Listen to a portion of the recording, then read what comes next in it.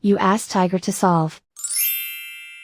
This deals with linear equations with one unknown. The final result is f equals -15. Let's solve it step by step. Group all constants on the right side of the equation. Subtract 22 from both sides. Simplify the arithmetic.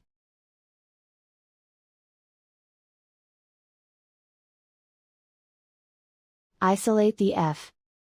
Multiply both sides by 3.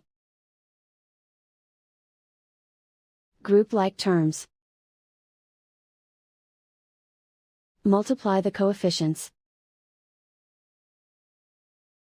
Simplify the fraction. Simplify the arithmetic. And so the final result is f equals -15.